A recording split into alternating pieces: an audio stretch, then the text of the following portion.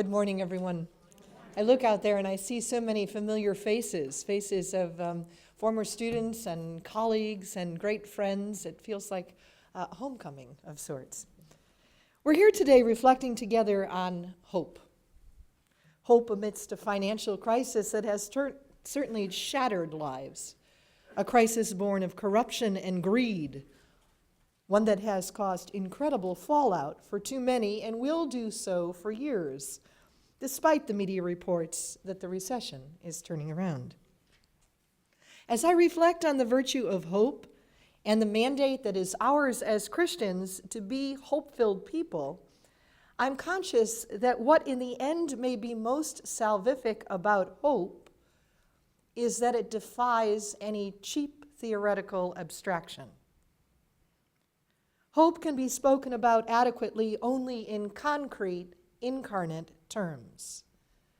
For hope is always placed. One encounters it in the midst of something specific, in the context of something materially real. As such, hope is deeply storied. Its inner mechanisms can be described most effectively in terms of real human faces, actual human lives. Hope is a fleshly virtue, and its insistent fleshliness, therein lies our longed-for redemption, in hope's insistent fleshliness. Its inherent grace is manifest in words, in relational exchanges, images, and in concrete practices. As somebody who works in the field of practical theology, my area of interest is that intersection of theology and spirituality.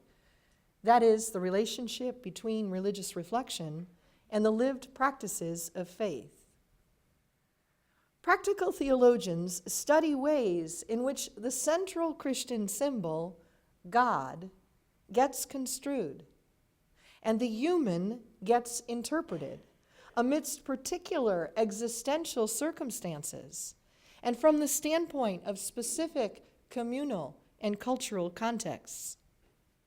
Practical theologians who work in spirituality studies turn a keen eye toward the kinds of practices that are called forth from live historical contexts, exploring what it is they contribute to an understanding of lived Christian faith. The task of practical theologians is never simply to be discerning with respect to present existential realities in light of the Christian tradition. It is also to propose, to strategize, to flex one's theological imagination in ways that serve to better orient human life.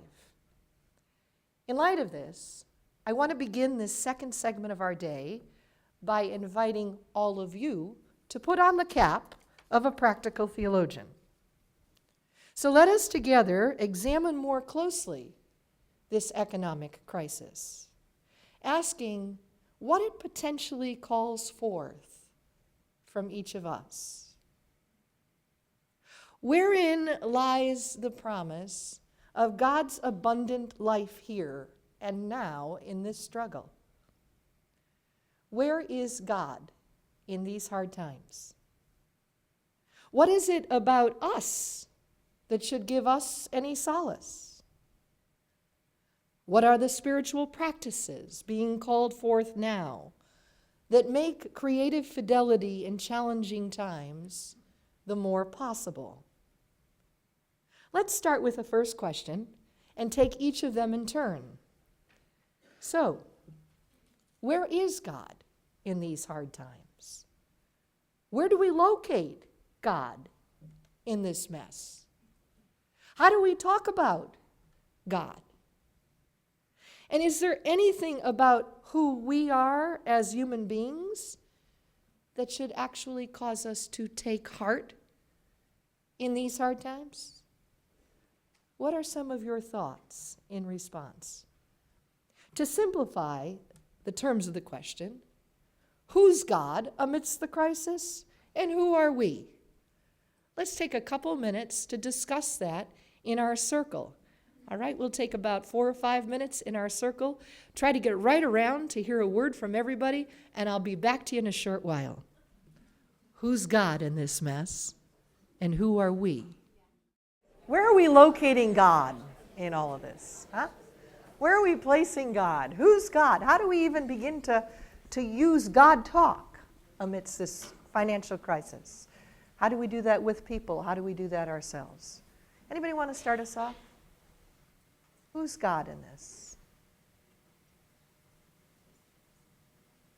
Yes? Someone in our table, so I don't take the credit, said God is love, and we are called to be lovers. Hey, Michael has to be delighted to hear that. Indeed. That God is the presence of love amidst the mess. Huh? The reality of love that's still possible. Mm-hmm. Other thoughts? Who God is? Anybody want to say who God is not in this mess? You do. I'm just going to state one thing. I think you asked us a different question. We understood that the question was, where is God? Where is God? Where is God in the mess? What were your thoughts?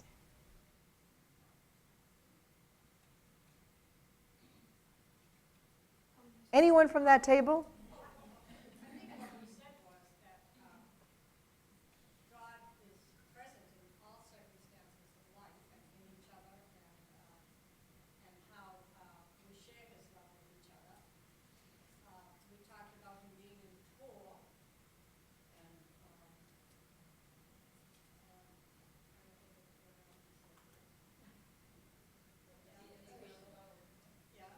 Okay, so God is present in all circumstances of our life. Is God in this mess? God is in it. Anybody want to address that? Yes. Because God lies within each of us, and we carry God within us. We are Theotokos, God bearers. Okay. Anyone want to supplement, add, subtract, multiply, divide? Yes. What Go ahead. came up in our group was that there's a terrific disturbance in some of us with the violence worldwide, and the way here in our country we can make all the violence appear only in the world. But the disturbance for us, we know God is present, but we're disturbed by the violence, and it stays with you every day of the day. You know that there's presence, but you don't want to locate God in the violence, or the corruption, or the greed. Is that fair? Anyone else? Yes. I think that the events are perspective changing. We view our everyday differently than we did before, depending on the degree of impact or our friends and family are impacted by this crisis. So where is God in that? Well, we have to look for God's wisdom and say, perhaps it's not the same wisdom, human wisdom that I was functioning with, but as I look at this differently, how do I see it through my eyes of faith? How do I see it through what I believe? And how do I prioritize what's really important? We talked about this gives us permission to simplify. We don't have to excuse ourselves for that. So we can get that spiritual simplicity without making excuses for it. It's a freedom in a way, despite the hardship that people are enduring. Okay, so this real shift in perspective, and maybe God's in some of that, for sure, as a lure, as a prodding force, as it were, attracting us, beckoning, inviting. Anyone else on this one? Yes. We were saying that it was the absence of God in the decisions that allowed us to get here, and that God's presence in the midst of it is the hand, is the answer out of. So whether it's recognizing the simplicity again, recognizing how we take care of others again, that's God present. It was the absence of God, or our not recognizing God in our decisions that allowed us to get here. Okay, so you want to introduce God's absence here as well in this conversation. So we're not locating God in every aspect of what's in front of us. Others, yes. I'm thinking that God is everywhere in the Bible and in the crisis. And we come to this table about God is the go-to place. And there's an invitation being extended to not necessarily to be introspective, but to look at the other. And even Bernie Madoff, to look at everybody who has been or who has so-called caused this, and find our own, we're invited to find our own place in this mess, because we believe that we all have a place in it somewhere. So it's sort of, God is where God always was, which is everywhere, in the violence, in the downside, in the dark side. And we're being asked to look out. Okay, are we hearing different responses? All right. This is a very live question for people. So I think it's good that we grapple with it. We'll continue to grapple with it together. Yes? Well, we said that we saw God present in the presence with one another, whether it was sitting with a dying person, seeing, friends of ours being here, and a spouse died. Just like in 9/11, God was there with all the people helping one another. So God was in that response to the 9/11 tragedy, but not in the 9/11 reality, the occurrence. Yes? Well, I believe that each person is given a free will, and God allows you the occasion to use that. And I think the 9/11 tragedy and many tragedies we're experiencing are the result of removing God out of your life and using your free will in an unbeneficial way. Okay, by moving us to free will, you've moved us to our second question. Who are we who are struggling in the midst of this crisis? What are things about us that come to the forefront amidst this struggle? Did anybody have any ideas on that? Yes? Well, I think one of the things is that, we are people who can remain isolated, or we can connect with others. God is in other people. So when we connect with others and pool ideas and pool faith and pool hope and pool practical solutions, Yes. then we are all stronger and more equipped. Okay. I think we mentioned that there's a big difference in how we respond to crisis. We can't avoid the crisis, but we can control our own responses. Okay, we're people capable of response. We're people who can choose isolation or choose community. Thanks for those. Anybody else? Who are we amidst this crisis? Thank you. I think sometimes when you're in the crisis, you're so isolated, you need someone to make you aware of God's presence. You're like alone. And you need some assistance. And I think that's where the church can work together. And we are people who stand in real need. Yes. In this We need situation. others to protect us or to make us more aware that God is with us. And so we're vulnerable in this. And yourself? Really just kind of an extension of that.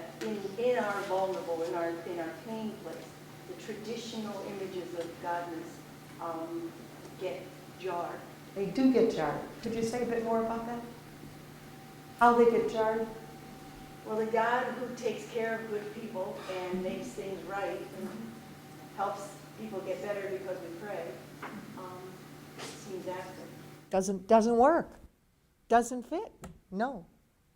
Let's continue along together as we begin to reflect on this question, firstly, of God in the midst of the present crisis. I think it may be wise for us to move in the direction of a via negativa. Do you know what I mean by that? Starting with where God is not in this. Starting with that, necessarily, pastorally speaking. God is definitely not to be found in the root causes of our present crisis. Would we all agree? God is definitely not to be found there. God, after all, neither intends nor wills bad loans, unsecured derivatives, fraudulent dealings, or the activities of greedy, dishonest bankers, unaccountable financial predators, or neglectful government regulators. Nope, there's nothing of God in any of that. And there's never anything of God in human suffering, in hurtful injustice, in the stripping away of people's well-being. So where is God to be found then? In a notable 20th century work from our Christian spiritual tradition, titled The Divine Milieu, the French theologian Pierre Teilhard de Chardin, a Jesuit priest, geologist, paleontologist, visionary, poet, mystic, describes how it is that God advances toward us, accompanying us in the full milieu in which our lives unfold, accompanying us in a way that can transform even profoundly negative forces in our lives. Now we're talking about accompaniment there, not God's location, right? In terms of the actual struggle or the crisis. Teilhard spends much time reflecting on the diminishments that we experience as humans. Tragedies, breakdowns in direction, obstacles on our paths, illness, going financial belly up, things we undergo that are not of our choosing. Teilhard seeks to know what our best hopes are in the face of what we experience as real, live diminishment. What grounds that hope? Is there in fact any grounding for it? Now, these are the very same questions that those experiencing the fallout of our economically troubled times are asking. Who is God in this place? And what does creative fidelity look like in the experience of diminishment? I especially appreciate the wisdom of Teilhard in response to such questions. He urges a courageous perseverance, a cleaving to God who he locates not in the forces of diminishment, never in the forces of diminishment, but rather sees God to be the one who stands across, reaching an arm across that experienced diminishment, or the God whose two hands are underneath, not in it, but underneath, ever bigger than diminishment. Teilhard offers images that are very helpful to us. This God standing across the diminishment with an outstretched arm. A God who, like a huge bird with tremendous wingspan, hovers over the darkness, accompanying us amidst strife.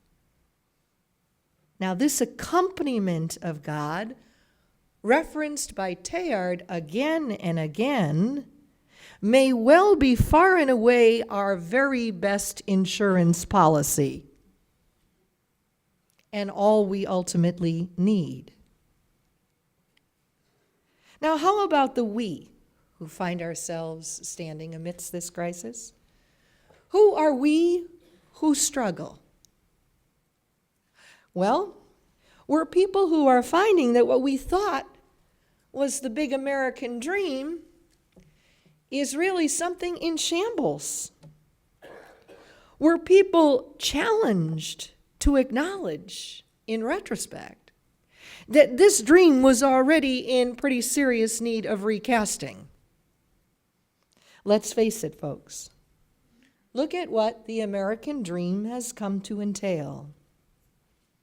Listen to these observations offered by Cecil Andrews in the book, The Circle of Simplicity. And I quote, "Couples in America spend an average of 12 minutes a day talking to each other. We spend an average of 40 minutes a week playing with children. Instead of spending relaxed hours over dinner with friends, we eat with one hand as we drive. Most of us would rather get an answering machine than have to spend the time talking to a real person. We've become heavily socialized to think of ourselves and others in terms of our use value and our exchange value predominantly. These are the dominant terms of a commodity culture, after all. Andrews asks, how about the fact that we in the U.S. rank number 1 in numbers of billionaires and number 1 in numbers of children and elderly living in poverty? How about the fact that we have the biggest houses and the most homelessness? How about the fact that our executive salaries are larger here than anywhere? And we rank number 1 for inequality of pay. Look where the American dream has landed us. We're catching sight of something more akin to the American nightmare. It seems like we've become a country that time and time again favors wealth over health. And as the sociologist Juliet Schor estimates, we're all working approximately 1 full month per year more than we did 20 years ago. Where does it end? The we, in the midst of this financial struggle, find ourselves understandably disillusioned, justifiably angry, disgusted at what we now know about corporate executive financial salaries and bonuses, banks and loans, government regulators. But there are some other things to realize about ourselves at this time. Some other things. Yes, we've been living with illusions, and that has to be put front and center as we think about us amidst this struggle. But even more significantly, we have been created with a capacity to bounce. Yeah. The law of levity is as apparent in our being as the law of gravity. We are resilient creatures who can choose to exercise the capacity to bounce. We are able to deal with, overcome, learn from, and even be transformed by adversities. Amidst life's stresses and genuine suffering and loss, we as human beings in residence have tools to enhance what is our God-given natural resilience. We are capable of availing ourselves of resources, of discerning, of choosing well, of decluttering and recentering and creating. This is indeed the time and the hour to acknowledge these important aspects of how we've been created. So, okay, let's turn our focus now, putting on that cap of practical theologians again, to the 2 other questions raised. What does creative fidelity in this time entail? What does creative fidelity look like in terms of specific practices? What are your ideas about that? What spiritual practices are called forth in this economic crisis? To what are you invited? To what are we invited as communities of faith? Let's get back to our circle and have a discussion about it. The practices called forth at this time.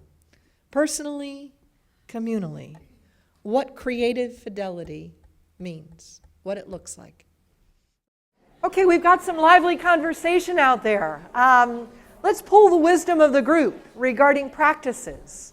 What do you think are spiritual practices called forth specifically at this time, amidst this struggle?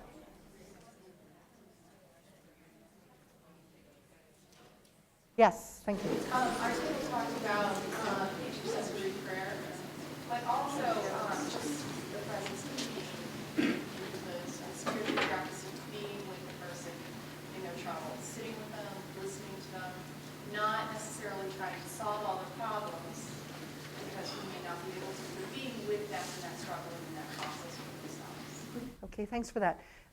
Intercessory prayer is being suggested, as well as lending a good ear. And, we should probably unpack what we're meaning by intercessory prayer in all of this, right? Because sometimes intercessory prayer is presented as though we're doing this to move God somehow to do something else. Okay, and I don't know about you, but I don't think intercessory prayer is about that at all. Since Augustine has been quoted so much today, let's go back to Augustine's mom. As we know, Augustine had a very unusual relationship with his mother, all right? And psychologists would have a heyday with the relationship between Monica and Augustine. We know she was a bit of an overbearing character in Augustine's life. So much so that when Augustine pulled up in his boat, hearing that his mother was on the shore, he quickly turned and set the boat in another direction. And we know that for years, the wild and woolly Augustine wandered, saying, no, not yet, no, not yet, sensing something happening within in terms of the tug of God's own Spirit, but not ready for any of that yet. And Monica the whole time was hell-bent on her son's conversion, right? And so Monica prays with her all for this wayward son's conversion. And the question becomes, what effect did Monica's prayer have on any of this? Do we really think that God needed Monica's prayer? No, God didn't need Monica's prayer. But did that prayer have effect? What effect did it have on Monica? Someone feeling very estranged from this son. And yet having this resource, this practice, being able to sense still connection. A hugely important thing. For Monica, the prayer. And how about the impact of Monica's intercessory prayer on the wayward son? The one who knows, my crazy mother is praying somewhere for me. Who knows that? Somewhere at some level in his being, senses this mother who is not given up on him. He may wish that she would, but he's sensing that mother is not given up on him. So the effect of that prayer on the prayer, the effect of that prayer on the one prayed for, and the fact that we're pulled into this grand undertow of God in the practice of intercessory prayer. Thank you for that. Other thoughts? Yes. To follow on the mother image, we talked here about the fact that in the time of crisis, we in ministry often respond as the mother, which is to respond to everybody else's needs and neglect our own.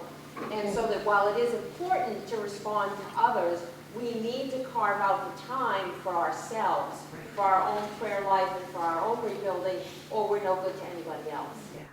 Do you ever notice in ministry how much of others' pain actually gets into our body? Have you had that experience? So you're absolutely right with respect to being able to stay attentive to good self-care. Okay. Others, yes. One of the things we said was keep showing up. Keep showing up. Amid everything, both following that comment with what you need to do for yourself, Yes. and also be with others. But you just keep showing up. Yeah. And Especially since some of the people who are very angry, very saddened, very disappointed, very hurt in the midst of this are likely to throw all of the pots and the pans at the ministerial presence who shows up. Right? Yes. Anybody else? Yes. You look back at the crisis situations in the life, and you see how God is redeeming after that, after the Holy Spirit, after the crisis, into your life and come away. Not always an obvious way. And you can see that this still is not.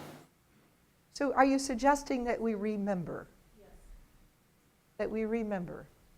You know, in the Jewish tradition, meditation has everything to do with a deep remembering.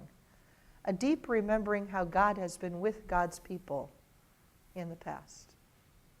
Right? A deep remembering of that. There's power in that deep remembering. Yes? What about table people? Mentioned that they kind of even got down to the fact that maybe we need a little reconciliation with our God, repentance, because we ourselves have been brought into this materialism world, and we kind of come on to that white ticket that we expected it and wanted it for ourselves. So we were trying to, be God and kind of leave God behind and not take him into the process with us.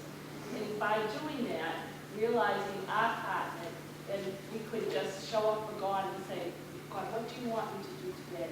So more of an individual sense instead of blaming someone else was, okay, even as individuals, we have been caught up in this. Okay, so every one of us in a chair or on 2 feet today stand implicated in this, you are saying. In some way, we have all contributed, right? And in that way, we stand in need of mercy, the largesse of God. And what do we do with that? What do we do with that individually? What do we do with that communally? Yes. Uh-huh. I was given a gift a few weeks ago through a retreat at Glastonbury Abbey on contemplative prayer. Beautiful place. And the new abbot gave on Friday night a talk where he spoke about the illusion of separation, and he spoke to us about the gift of baptism, that in that sacrament we receive everything we need because we receive the Spirit of God within ourselves. And that to connect with that, particularly in times like this. All right, calling us back to some of the central symbols of our tradition and how they speak now in a little different way amidst this specific concrete historical event. Yes, Monique. The thing that came to my mind was when you were saying how little time we spend playing games with our children, and I can relate to that having children, or how much time we watch TV, or we're disconnected with each other. What I noticed is it's a brief that is very helpful to slow it down enough to be present in the present and aware. Because we tend, and I love the possibilities and level that, we tend to miss the blessings. And so in the midst of the intense grief, we tend to miss what's truly important. And one of the things that we're sharing before is how sometimes we discover communities that have very little, but are in much more shape than we are now. How much joy and faith we discover in their midst, because there are other things that we're not noticing. Okay, so you're calling us to slow down and to notice the blessings. Mary Jo Letty has a beautiful book entitled Radical Gratitude, in which she describes this as a central Christian practice, radical gratitude. Something Michael Himes was inviting us all to look at as well. Yes? And our table, we were talking, Karen, that this is a really different direction was that simplify, letting go of some of these things that we have held as we have to do, and giving it to work. Well, not just at work, but people in our lives who need us, family and friends, and being able, so more than, I guess, in combination with the spiritual practice of hospitality. Yes. of spending time together. You know, simple meal together, doesn't need to be something extravagant, but if we're going to simplify. Sure. The invitation to simplify and what an exercise of simplification may look like. What does that look like for each of us? What does that look like in community? Because we have far too little forums for that. What might that look like? Okay, let's gather some of these. Those are wonderfully rich responses, and assemble them. Areas of practice for us all, and I will add on to some of what you have already suggested. Practices of prayer, of silence, of meditation, because they serve to anchor us amidst turmoil. Isn't that what they do, huh? They lend such perspective. Hearkening back to what Michael Himes shared with us earlier, you know, we do have trouble with our finitude, huh? And it's in the practice of prayer that we sense the grace of finitude. When Michael Himes said there's something really good about our finitude, I found myself at the end wanting to raise my hand and say, you know, tell me again why finitude is good, because most mornings I really need to know again why finitude is good. And we go to prayer to find out why it is that the way we've been created is so good. Because our beauty as human beings has everything to do with our making peace with our finitude.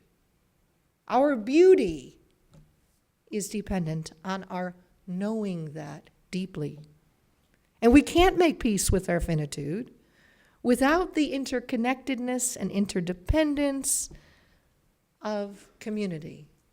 But I really do believe that one of the things that happens in prayer is that we get to say to God, tell me again why my creatureliness, why my finitude is a good thing. You know, Tom and I are, many of you know, the adoptive parents of a beautiful little boy. And he so frequently wants to hear the story of how he was created over and over and over. Every bit of it, from going to the hospital to receive him and having too big a little suit, and it was wintertime, and he slipped right down to the feet of the suit because he was very premature, and he just revels in the details of his story.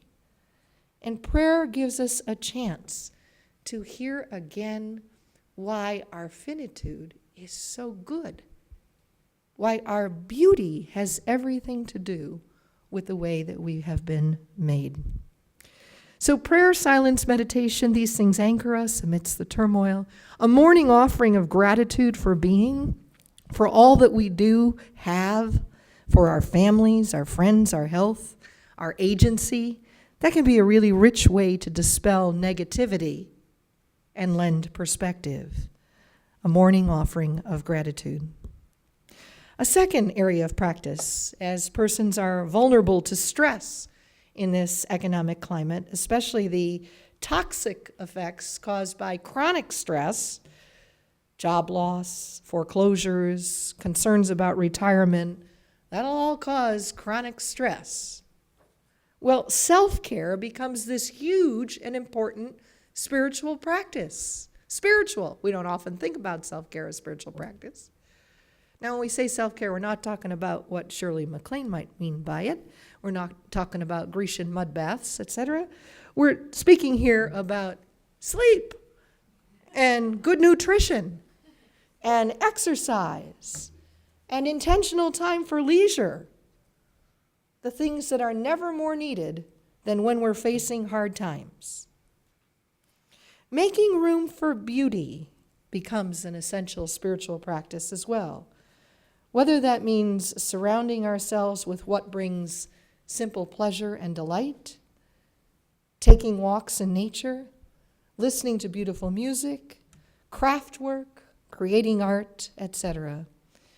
We are renewed by such practices. We're brought home to deeper realities, reminded again of all that we are. We come alive. Household economics. How about that as a spiritual practice? That's an essential one at this time. How will we now think about managing our money? And what does it mean to discern this in the context of our faith? What is good and just economic practice right now? What does it mean for us to proceed from the premise of a spirituality of enoughness? What seems called for in a very strong way these days is more palpable relationship between our spiritual and our economic lives. Finally then, making space for friends becomes a rich spiritual practice. And this has been hinted at already in our discussion. We need our friends as we undergo the losses that come with this economic upheaval. We've never needed them more. We need them for support, for exchange of ideas, for helping us to articulate hopes and concerns. You know, it's much easier to initiate changes in lifestyle movements toward greater simplicity with a community of friends. We shouldn't go about that alone. If we can, we may be able to join a simplicity circle, a group of like-minded people who choose to share in conversation about basic ways of simplifying their lives, some of their family decisions with respect to that. Now, our list of practices is suggestive and by no means exhaustive. The important thing, I think, is to have one and to continue considering what practices are called forth at this time and what makes the kind of creative fidelity, right? Faithfulness, but not the same old kind of faithfulness that we're used to, because something new is being brought forth here. Something new is required here. A kind of creative fidelity that is in keeping with God's own spirit of resilience within us. You know, the Russian playwright Chekhov once noted in his inimicable way, and I quote, "Any idiot can face a crisis. It's the day-to-day living with it that wears you out." So, we're about spiritual practices that invoke soul, that provide might and wisdom and solace, that will prevent us from wearing out in the day-to-day. Frederick Flock has written, and I quote, "Periods of stress represent unique opportunities to develop or strengthen those resilient qualities that are not our strongest suits." End of quote. The present economic crisis presents us with more than losses and reasons for anxiety. It also affords us some very real possibilities. The possibility of consciously choosing a more simple existence, of taking charge of our life anew, of more direct contact with real life. It presents us with a chance to redefine our standards of success and prosperity, to surround ourselves with what we know brings more lasting fulfillment, to figure out how much is enough. Backhanded gifts, the Shaker tradition would say. Gold dust strewn sideways from a most generous hand, if we had the eyes to see, some might assert. Something for us all to ponder.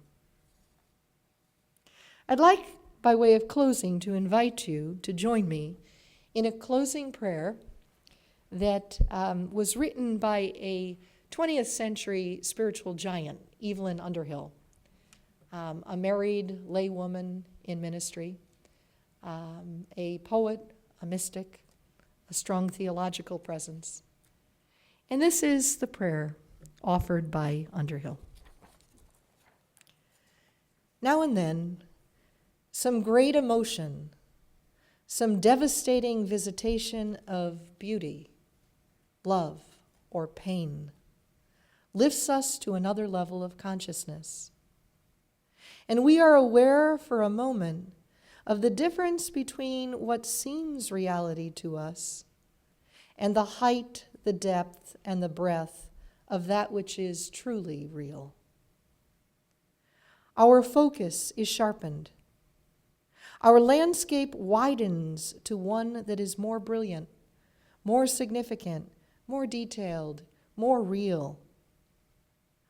The material for a more intense life, a wider, sharper consciousness, a more profound understanding of our own existence, lies at our gates.